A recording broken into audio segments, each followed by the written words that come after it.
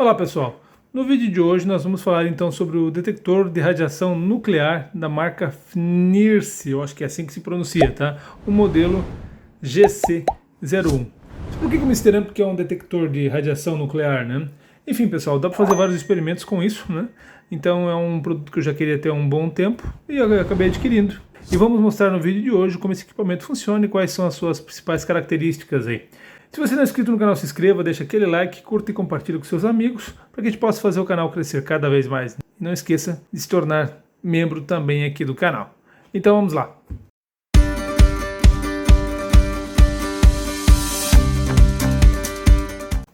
O produto ele vem nessa caixa, muito bem embalada, protegido então por essa espuma. Apresenta um manual em chinês e inglês, então o que facilita bastante, né? Obviamente que mandarim não é uma língua tão trivial assim. Ele vem com um cabinho de USB para carregamento, USB tipo C, que a gente pode carregar então o equipamento. E aqui internamente tem um produto então muito bem embalado, numa capinha de proteção. E aqui está o nosso detector de radiação nuclear. Como vocês podem ver, o equipamento é pequeno, portátil, né? Cabe na mão, né? Aqui na parte de baixo, então, ele tem a portinha de carregamento, né? Ele possui uma bateria interna, né? Ele funciona, né, com essa bateria recarregável. Aqui a gente liga. E ele aparece já um quadro de funcionamento, então, com algumas informações, né? Ele possui um relógio em tempo real, né? E a data, e tem um data logger, então, de funcionamento. Aqui um símbolo da bateria, né? Está ativada a opção de aviso sonoro, vibração e de luz. E aqui ele já está começando, num gráfico, né, a marcar a radiação de fundo, né? Notem que a gente tem aqui nessa partezinha verde a radiação de fundo no tempo, né? E aqui ele já está mostrando a dosagem que eu tenho, né, de 0,12 microsieverts por hora. Então já está rodando há um tempinho, né? Mostra o tempo que está gravando, né? E a data quando efetivamente começou a fazer a gravação. São parâmetros que a gente consegue setar. Quais são as outras opções, né? Se a gente clicar na setinha para o lado, ele já mostra essa outra tela, onde eu tenho então aqui a medição em microsievert, né, por hora. Notem que toda vez que eu tiver uma detecção, aparece uma luzinha vermelha aqui. Como é que esse equipamento funciona, né? Ele tem um tubo de gás, né, submetido a um nível de tensão, e quando uma partícula gama, beta ou de raio-x atravessa, né, esse tubo de gás que a gente tem aqui, ele acaba ionizando, né, e essa ionização é sentida, né, pelo circuito elétrico de detecção, amplificada então, e mostrada aqui na tela, né. Aqui eu tenho alguns valores de ajuste, que a gente já vai ver como é que funciona, né, mas eu tenho setado um alarme aqui. Toda vez que então eu chegar no nível de exposição, né, numa dose de 1 microsievert por hora, ele vai disparar um alarme, né. Aqui ele mostra a quantidade acumulada, né, de microsievert, de milisievert nesse caso. Aqui a quantidade de microsievert por hora máxima que eu tive sendo detectada. E aqui a média que eu tenho enquanto o equipamento está ligado. Bem, quais são as outras opções, né, desse equipamento?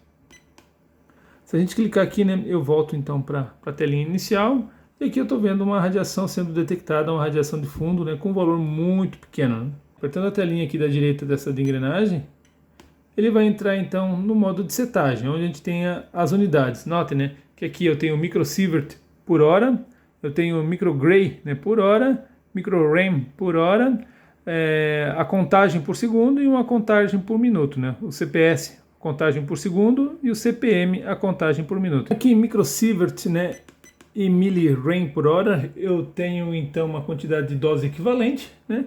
E então em microgray por hora eu tenho a dose absorvida, né, por um corpo, medida aqui então pelo equipamento, né? E o CPS é a contagem por segundo e a contagem por minutos, né? Se a gente está próximo de equipamento que é muito radioativo, né? E ele vai detectar então esses níveis, né? Aqui a gente consegue medir o nível de energia nos 3 primeiros, e aqui eu só meço então a contagem de ionização que acaba sofrendo dentro, né, do tubo de Geiger-Miller que tem aqui internamente. Beleza, pessoal? Então aqui, voltando, né, eu tenho as opções de alarme. Eu posso setar os níveis de alarme que eu quero, né, que o equipamento me acumule. Se eu for entrar num ambiente radioativo, né, eu consigo então setar os níveis, né, ou se eu estiver sendo exposto à radiação de alguma maneira, né, eu consigo determinar os alarmes, né, os valores máximos aí que eu estou disposto a receber sem sofrer algum dano no meu corpo, né? Aqui a gente seta a hora, aqui os alarmes, né? Onde eu quero que ele né, que tenha luz, que ele vibre e que gere um som quando eu atingir então os níveis setados, né? Aqui a quantidade de brilho, né? E a língua que vai estar o equipamento. Então, pessoal, essas são as principais informações que a gente tem nesse equipamento. Ele é um equipamento bastante simples e prático de uso, né? Então vamos fazer um teste, né? Eu queria testar e mostrar para vocês, antes de a gente abrir ele, né? Como é que efetivamente ele funciona. Então, pessoal, como é que eu vou detectar, né, a radiação ou fazer um teste se de fato esse meu equipamento está funcionando ou está detectando uma radiação? Não sei se todos vocês sabem, mas tanto os nossos pais como avós talvez já tiveram um elemento radioativo, né, um eletrodoméstico, vamos dizer assim, um utensílio de casa radioativo nas nossas casas e a gente nem se deu conta, né? Eu estou falando de um despertador. Muitas vezes a gente acha até estranho isso, né? Mas quem não se lembra de um despertador antigo onde os ponteiros, né, eles eram luminosos à noite. Então esses ponteiros, eles eram pintados com uma tinta à base de rádio. E o rádio, então, por estar emitindo partículas, acabava, então, tornando luminoso, né, onde ele era pintado. Então, será que isso é verdade? Né? Então, vamos checar aqui com o nosso detector, né, e vamos ver o que vai acontecer. A detecção, né, aqui em vermelho, notem, né, que essa taxa de detecção ela já aumentou bastante.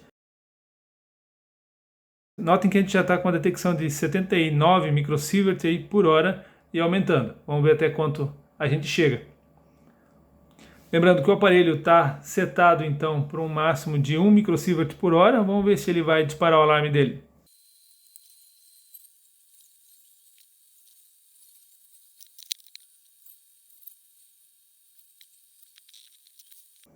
Vamos setar aqui então o alarme para um valor de 0,8 microsievert.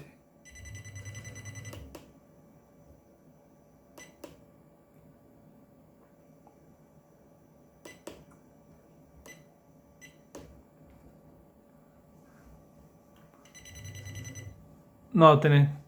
Com o valor de 0,8 microsievert, toda vez que ele chega, né? Então, em 0,8 microsievert, ele vai disparar o alarme. Ele está vibrando, né? E está disparando esse alarme sonoro, né? Com o painel aqui, então, sendo mostrado. Então, pode ser muito interessante, né? É importante, né? Ter esse equipamento, um valor setado aí para que quando a gente chegue, então, num parâmetro que seja crítico, né, a gente está sabendo o que está acontecendo. Então, afastando o relógio aqui do medidor, ele já naturalmente já começa a cair os valores, né, da radiação detectada e já começa a baixar o gráfico. Então, pessoal, para quem não sabia, né, um relógio desse antigo era radioativo, né, e tinha elemento radioativo aqui que fazia, né, então os números brilharem no escuro. Para quem não sabe, né, há uma história muito interessante chamada As Garotas do Rádio. Então, eram as moças, né, que pintavam os relógios, né, com pincéis, né, com uma tinta de rádio, né. Essa tinta, elas, para poder fazer um trabalho mais perfeito, elas então afinavam, né, digamos assim, os pincéis com saliva. Então elas colocavam o pincel na boca, sujo com a tinta de rádio, e pintavam, né, os marcadores dos relógios. Várias mulheres, né, muitas dessas mulheres acabaram falecendo então com problemas, né, de câncer e outros problemas aí oriundos dessa prática, né, de pintar e levar o pincel, né, com tintas de rádio até na boca. Então teve vários problemas no passado aí, né. Enfim, é uma história triste, né, que ocorreu no passado por uma questão de ignorância e não saber os efeitos então da radiação no corpo humano. Nota, né, como já baixou, já voltou para o nível de escala então de fundo praticamente, né, só com essa distânciazinha aqui afastado do relógio. Então por isso acabava não fazendo mal para quem tinha isso em casa, né, mas para quem pintava e quem trabalhava, né, um relojoeiro que trabalhava com isso e tinha contato com o rádio, era problemático. Bem, vamos dar uma olhadinha no equipamento internamente e ver como é de fato um tubo, né, de Geiger-Miller, né, e como ele é o circuito eletrônico que existe dentro desse aparelho. Então, abrindo o produto, né, temos aqui o nosso contador Geiger, né, aqui aberto. Vamos dar um zoom aqui e ver o que ele tem de interessante. Bem, aqui está o nosso produto aberto. Então aqui então a gente tem a nossa bateria recarregável, né, de 3,7 volts, com a capacidade então de 1100 mAh. Então que fornece então energia para todo o nosso circuito. Então dando um zoom aqui, notem que aqui então a gente tem o nosso fornecimento de energia, a portinha USB ela está aqui, né? Então entrando aqui a gente tem um circuito de condicionamento então de tensão, de níveis de tensão, né, para o carregamento, né, da bateria. Aqui a gente tem um circuito que é o elevador de tensão, então para o detector de tensão, né, de Geiger-Müller, que é essa ampola, vamos chamar assim, né, que é esse tubo que tem gás, né. Notem que ele tem então as duas ponteiras metálicas aqui, elas estão soldadas aqui nesse conector, né. Eu acho que é interessante até para evitar que, como equipamento portátil, no caso ele caia, né, ou vibre, isso aqui não desconecta e fique solto, né? Então essa ampola, né, esse detector de radiação. Aqui a gente tem um CI de controle então de todo o equipamento, um flat cable então do display, uma bateria de lítio que serve então para memória. Aqui a gente tem então o buzzerzinho dele e os outros circuitos, né, os outros componentes auxiliares aqui que fazem então o nosso contador de Geiger-Müller funcionar. Então é bastante interessante, né, como é que funciona basicamente então um detector de radiação. Essa ampulheta, né, essa ampola que a gente tem aqui, internamente a gente tem um filamento, né, que serve então como detecção. Quando um raio-x, né, raio gama ou beta atinge o gás que tem aqui internamente, ele acaba ionizando, né?